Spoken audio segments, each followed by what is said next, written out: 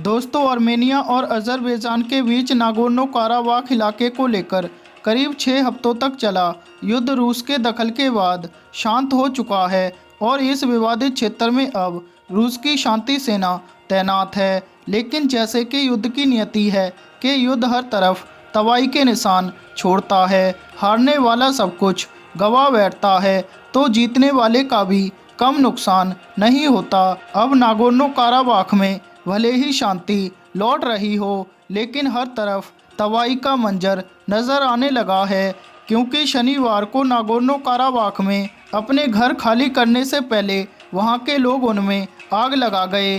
बता दें, Nagorno Karabakh अंतर्राष्ट्रीय स्तर पर अज़रबैजान का हिस्सा है, लेकिन यहां आर्मेनियाई ईसाई लोग ही रहते हैं। यहां अज़ेरी मूल के लोग कम हैं और प्रशासन खुद आर्मेनियाई ईसाई चला रहे थे। एक तरह से नागोर्नो काराबाख स्वायत्त इलाका है जिस पर अज़रबैजान का बस नहीं चलता।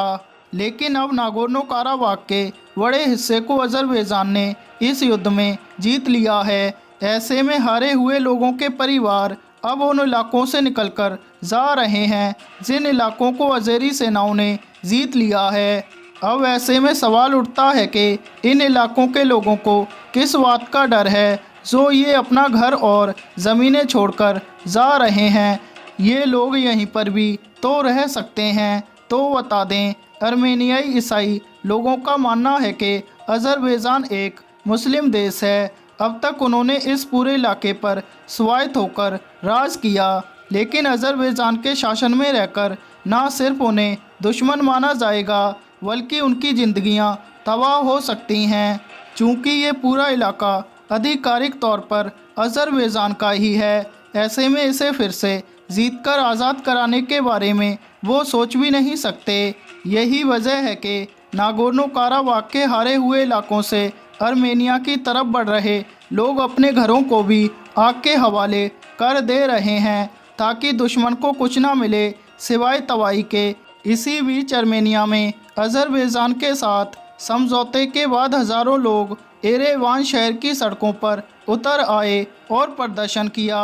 लोगों ने सरकार के खिलाफ नारेबाजी करते हुए आर्मेनिया के प्रधानमंत्री निकोल पशियान के इस्तीफे की मांग की।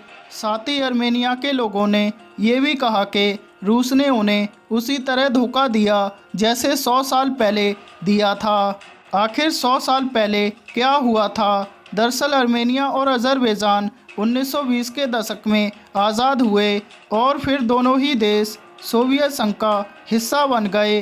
तो वहीं नागोर्नो काराबाख अज़रबैजान के भौगोलिक हिस्से में चला गया, जबकि यहाँ आर्मेनियाई ईसाई लोगों की आबादी है। उनकी मांग थी कि उन्हें आर्मेनिया के साथ रहने दिया जाए, लेकिन ऐसा नहीं हुआ, जिसके चलते अब 6 सप्ताह तक चले इस युद्ध के बाद आखिरकार पलायन ईसाई आबादी को करना ही पड़ गया।